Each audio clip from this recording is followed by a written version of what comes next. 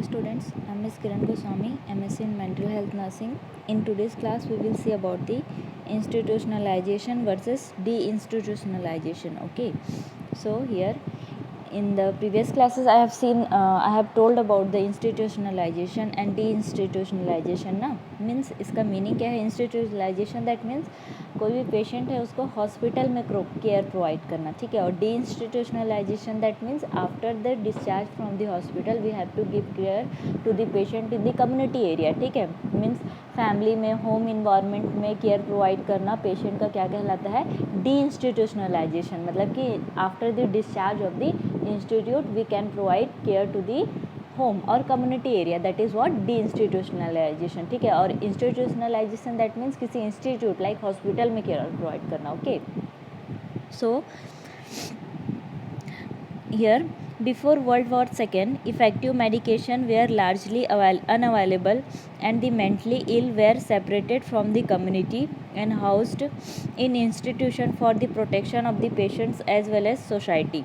Nursing care for these patients was primarily custodial. The institution provide structure, social context, food, clothing and medical services to mentally ill patients, ठीक है. Institutionalisation में क्या होता है कि जो पेशेंट एडमिट होते हैं हॉस्पिटल में उनको हाउसिंग इन्वायरमेंट प्रोवाइड किया जाता है, प्लस उनको फूड, शेल्टर, क्लॉथिंग, ये सारे चीज़ प्रोवाइड किया जाता है किसी भी इंस्टीट्यूट में, ठीक है. अब हम लोग देखते हैं कि डी इंस्टीट्यूशनलाइजेशन क्या कहलाता है, ठीक है.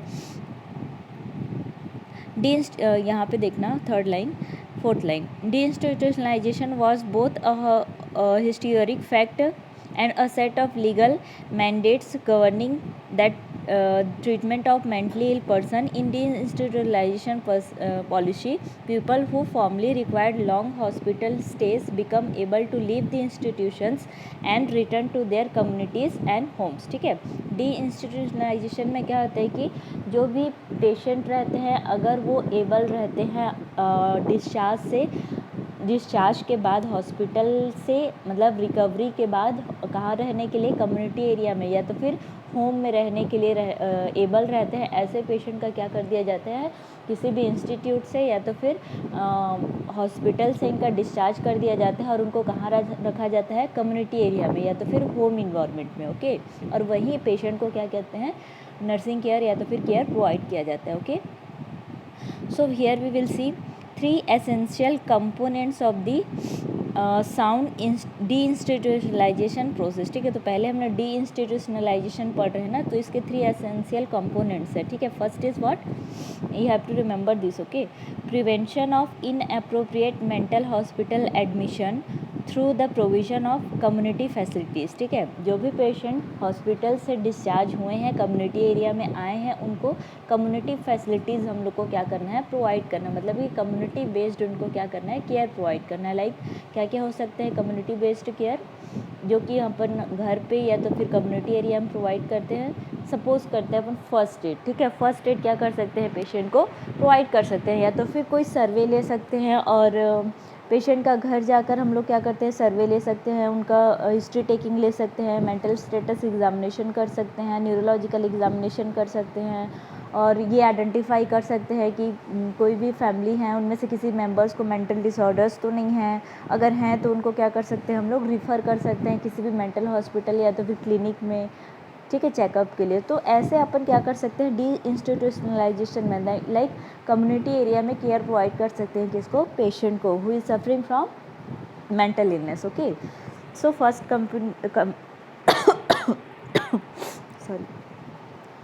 first component is there. Then second is the discharge to the community of long term institutional patients who have received adequate preparation, ठीक है. कम्युनिटी एरिया में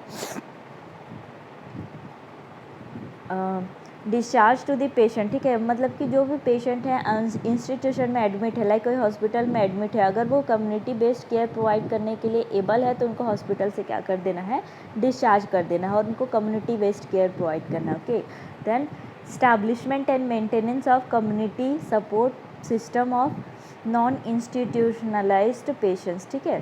establishment and maintenance of community support system, ठीक है। अगर patient है, hospital से discharge हो गया, कम्युनिटी एरिया में आ गए हैं, ठीक है, तो उनको हम लोग को क्या करना है, community based care and support provide करना है, okay. So these all are three components of deinstitutionalization, okay.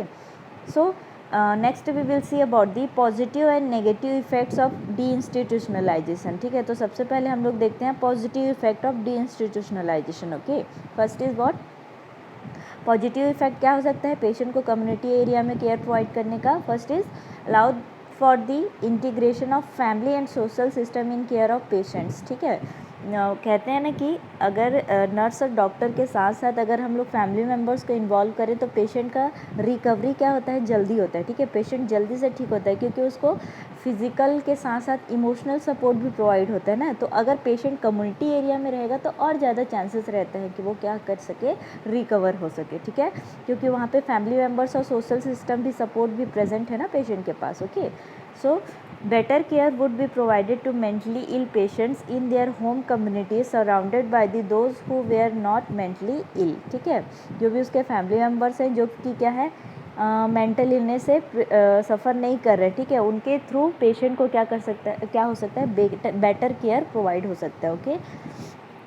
Next, it was a huge step in returning a sense of worth, ability and independence to those who had been independent on others for their care for so long, okay। Means patient क्या हो सकता है कि अपना worth, ability regain कर सकता है और क्या हो सकता है, इंडिपेंडेंसी भी क्या कर सकता है, गेन कर सकता है। So these all are three basic positive effects of the deinstitutionalisation, okay. अब उसके नेगेटिव इफेक्ट्स क्या हो सकते हैं वो अपन देखते हैं। First is unfortunately adequate support services were not in place in many communities and a decreased quality of life for the mentally ill resulted, ठीक है। मीन्स कभी कभी ऐसा होता है कि कम्युनिटी एरिया में अगर हम लोग प्रोवाइड देते रहेंगे तो उसका फिजिकल जो हेल्थ है वो ज़्यादा इम्प्रूव नहीं हो सकता है एंड द पेशेंट का जो हालत है, क्वालिटी ऑफ लाइफ वो इम्प्रूव नहीं हो पाती है, ठीक है, क्योंकि doctor and nurses qualified persons है ना, उनसे ज़्यादा केयर प्रोवाइड हो सकता है। Then revolving door syndrome, patients were often returned to hospital, stabilized and discharged again in a cycling pattern that means क्या हो सकता है कि हॉस्पिटल से पेशेंट को कम्युनिटी एरिया में शिफ्ट किया, उसके बाद मे भी हो सकता है कि पेशेंट का कंडीशन और क्या हो सके, वर्स्ट हो सके, जिसकी वजह से रिसाइकलिंग प्रोसेस के थ्रू उसको फिर से हॉस्पिटल में क्या होना चाहिए, एडमिट होगा, फिर डिस्चार्ज होगा कम्युनिटी एरिया में, फिर हॉस्पिटल में जाएगा। तो ऐसा प्रोसेस क्या होता रहेगा, रिसाइकल की तरह चलते रहेगा, okay. Then emergency department used by actually disturbed individuals has increased dramatically, ठीक है। मीन्स अगर हम लोग बार बार पेशेंट को कम्युनिटी एरिया में शिफ्ट कर देंगे, उनको अच्छे से हॉस्पिटल केयर प्रोवाइड नहीं हुआ होगा तो उनका इमरजेंसी कंडीशन बढ़ सकता है, मतलब कि may be patient can become violent और एग्रेसिव और एंग्री, ठीक है। उस वजह से इमरजेंसी कंडीशन क्या हो सकता है, पेशेंट का इंक्रीज हो सकता है, पेशेंट का कंडीशन और वर्स्ट हो सकता है, okay. Then general hospital psychiatric units are overwhelmed and at times which continuous flows of patient being admitted and discharged, okay। अगर हम लोग पेशेंट को अच्छे से केयर प्रोवाइड नहीं करेंगे और उनको डिस्चार्ज कर देंगे कम्युनिटी एरिया में तो हमारा जो रिसाइकल है एक तो बढ़ ही जाएगा और प्लस एक बार पेशेंट एडमिट होते रहेगा, फिर डिस्चार्ज होगा, फिर एडमिट होते रहेगा, तो ये प्रोसेस क्या होता है वार्ड्स में और जनरल हॉस्पिटल्स में चलते रहेगा, okay. Then severe and persistent mental illness who are not receiving adequate care commit homicides, ठीक है। मीन्स घर में भी कुछ क्राइम कर सकते हैं ना अगर उनको अच्छे से हॉस्पिटल में केयर प्रोवाइड ना किया गया हो और डिस्चार्ज कर दिया हो तो, ठीक है। Then homelessness among patients increased, means patient अगर को हॉस्पिटल से डिस्चार्ज कर दिया रहा और होमलेस पीपल है तो उसके लिए तो प्रॉब्लम्स और बढ़ जाएंगी, ठीक है। Then state prisons are occupied by severely mentally ill patients, ठीक है। State prisons are occupied by severely mentally ill patients। Prisoners जो रहते हैं ना उनको डिस्चार्ज करने के बाद उनके लिए प्रॉब्लम्स और क्या हो जाती हैं, बढ़ जाती हैं, ओके। क्योंकि एक बार हॉस्पिटल से डिस्चार्ज होने के बाद पेशेंट कहाँ जाना ज़्यादा प्रीफर करेगा? घर, लेकिन उनको फिर से कहाँ डाल दिया जाता है? जेल पे। ओके, तो उनके लिए प्रॉब्लम्स और वर्स्ट हो जाती है। So this is what deinstitutionalisation. Okay, next we will see about the institutionalization. Okay, so what is that? In recent years, the focus of psychiatric care has moved away from extended care predominantly in patient setting and towards shorter length of patient stays and a wider choice among the continuum of care options। ठीक है, पहले क्या होता था कि patient को long term पे hospital में रखा जाता था, ठीक है, उनको महीने सालों तक रखा जाता था, लेकिन अब के बेस पे क्या साइकेट्रिक ट्रीटमेंट क्या हो गया है? इम्प्रूव हो गया है। ठीक है, और पेशेंट को अपन कुछ महीने में ही अच्छे से केयर प्रोवाइड करके रिकवर करके क्या कर देते हैं? अपन डिस्चार्ज कर देते हैं। ओके, तो institutionalisation that means we have to admit the patient and provide care, and after some days if the condition is better then we have to discharge the patient. Okay, here most inpatient psychiatric setting now have been average length of 5 to 10 days when compared to 25 to 30 days during the 1980s। ठीक है, पहले क्या होता था कि patient को महीनों रखा जाता था, ठीक है, एटलीस्ट 24 डेज 30 डेज उनके कंडीशन के हिसाब से, और अब की कंडीशन में ऐसा हो रहा है कि अगर अच्छे से ट्रीटमेंट प्रोवाइड किया गया तो पेशेंट को 5-10 डेज में ही अपन क्या कर देते हैं? डिस्चार्ज कर देते हैं। Okay, so this is what institutionalization. Okay, the next we will say about the indications for institutionalization in patient hospital admission। ठीक है, how we can admit? First is prevention of harm to self and others। हम लोग क्यों patient को admit करते हैं? so that they can prevent from any harm। okay, then management of severe symptoms। Patient के अंदर अगर कोई सीवियर सिम्टम्स दिखाई दे रहे हैं तो उनको मैनेज करने के लिए भी हम लोग उनको क्या करते हैं? एडमिट करते हैं। Okay, then need for rapid multidisciplinary diagnosis evaluation that requires frequent observation by specially trained personnel. ठीक है, मीन्स अगर पेशेंट कम्युनिटी एरिया में रहेगा तो उसका प्रॉपर डायग्नोसिस, प्रॉपर केयर और प्रॉपर प्रोफेशनल के थ्रू केयर प्रोवाइड नहीं हो पाएगा। ठीक है, तो इसलिए उनको कहाँ करने की ज़रूरत पड़ती है?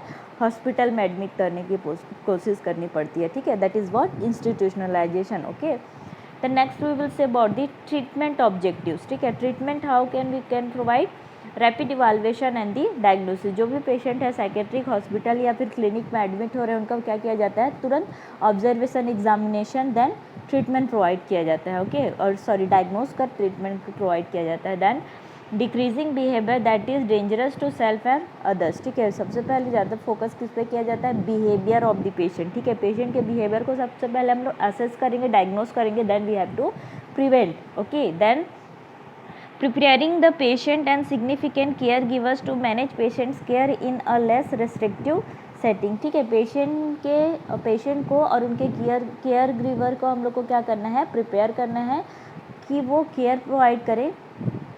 ठीक है, नर्स पेशेंट सारे उसको केयर प्रोवाइड करें, लेकिन वो जो केयर है वो क्या रहेगा? लेस रिस्ट्रिक्टिव मैनर पे रहेगा। मतलब कि पेशेंट को एकदम स्ट्रिक्टली नहीं रखना है, किसी भी चीज़ के लिए फोर्स नहीं करना है। ठीक है, उनको भी थोड़ा सा क्या देना है? फ्रीडम दे रहे हैं, और जो पेशेंट का इन्वायरमेंट है उसको होम लाइक इन्वायरमेंट रखना है।